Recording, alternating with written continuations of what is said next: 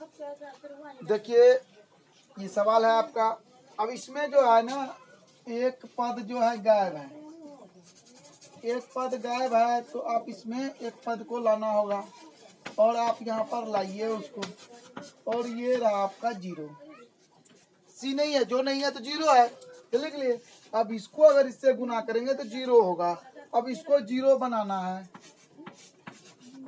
Zero बनाने के लिए क्या करना होता है, अगर हम यहाँ पर प्लस जीरो कर दें और प्लस यहाँ पर जीरो, तो अब देखिए कि इसको जब जोड़ेंगे तो कितने होगा, गुना करेंगे तो जीरो हो जाएगा। ठीक है, आप 4 कॉमन ले लीजिए, यू कॉमन ले लीजिए, तो बचा क्या, सिर्फ यू बचा, और यहाँ पर प्लस 2 बच गया। अब यहाँ पर जीरो कॉमन लीजिए और कोई भी संख्या रख दीजिए, कोई दिक्कत नहीं होता। जीरो से आप किसी भी संख्या गुना करेंगे तो उसका मान जीरो ही होता है। तो हम ऐसा ही सेम यहाँ पर लिख देते हैं, कोई फर्क पड़ने वाला नहीं है, क्योंकि ये हिसाब का नियम है कि ये दोनों बराबर होना चाहिए, इसलिए बराबर कर दिए। अब आप इसमें से एक को बाहर कर लीजिए, ऐसे करके हो गया, और एक तो ऐसे करके हो गया। ठीक है, अब आप इसका निकालिए जीरो। तो जैसे आप जीरो बराबर जीरो करते हैं, एक तो यू प्लस 2 बराबर जीरो करते हैं, तो क्या होता है कि ये जीरो जब उस पार जाएगा माइनस लेकर जाएगा, लेकिन जीरो को इतना पावर होता है कि वो किसी भी माइनस प्लस सबको खत्म कर देता है। वो जीरो कभी नहीं होता है, माइनस में नहीं आता वो।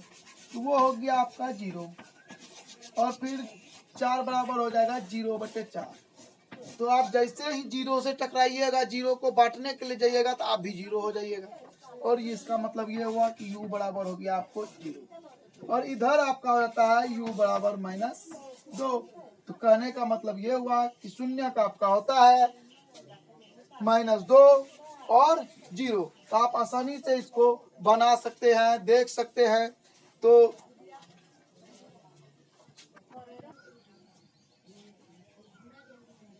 देखिए अब ये इसी सवाल का 2 नियम से और बना रहे हैं। तो आपको एक नियम ये रहा कि आप इसमें से 4 कॉमन ले लेते हैं, 4 यू को, तो क्या बचाता है, यू प्लस 2। इसको जब उस पार ले गए, जीरो से भाग दिए, खत्म हो गया, ये बचा। फिर इसको ले गए तो प्लस -2 हो गया, जीरो हो गया। अब यहाँ पर फिर आप दूसरे नियम से बनाइए, और इसको उठा करके उस पार ले गए तो -8 हो गया, और इसमें से एक यू को रख करके शेष को भेजे तो ये हो गया। कटने के बाद -2 आता है, और यू बराबर -2 और जीरो। तो आपको जो भी अच्छा लगे वो आप बना सकते हैं, आपको नंबर मिल जाएगा। तो सबको शून्य में बदलना होता है। 10 के ऐसे गणित है तो आपको करना चाहिए।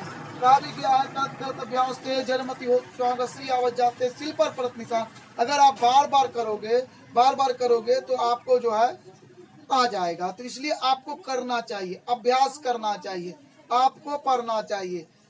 जब आप घर में 2, 3, 4, 5 घंटा पढ़ोगे तो 10 क्लास का कोई ऐसा किताब नहीं होगा जिसे कि आप नहीं पढ़ पाओगे। 400 क्या, आप 450, आप बिहार बोर्ड टॉप कर सकते हैं, कुछ भी कर सकते हैं, इसी किताब को पढ़कर कर सकते हैं। लेकिन आपको पढ़ने के लिए बैठना होगा, पढ़ना होगा। आपको ये समझना होगा कि मेरा काम है पढ़ना, ना कि इधर उधर करने का। अगर आप पढ़िएगा तो अवश्य ही सफलता आपको मिलेगी। देखिए आपके सामने ये सवाल है, तो आपको शून्य निकलना है। तो सीधी सी बात है, इसको शून्य में बदल दीजिए, बराबर जीरो लिख दीजिए, और इसको उस पार लेकर चले जाइए। और ये आपका रहा 15, प्लस में आ गया, टी बराबर हो जाएगा। ये स्क्वायर जब उस पार जाता है तो रूट करता है, और ये 15 हो जाता है। अब 15 का तो वर्गमूल होगा नहीं, तो हम लिख सकते हैं प्लस माइनस √15। आंसर आपका यही हो जाएगा। देखिए अगला सवाल है, तो 3x² - x -4। तो आप इसको गुना करेंगे जैसे करते थे, 4 तिया 12x²। तो आप यहाँ पर लिखेंगे, अब इसको 12 पुराना है, तो 12 पुराने के लिए 4x + 3x - 4। अब इसको जब जोड़िएगा तो कितना हो जाएगा, गुना कीजिएगा तो 12x² हो जाएगा माइनस में। फिर आप इसमें से क्या कॉमन लेंगे, x, यहाँ क्या बचेगा 3x और -4, फिर +1 3x - 4। ठीक है, चलिए हम शून्य निकाल लेते हैं।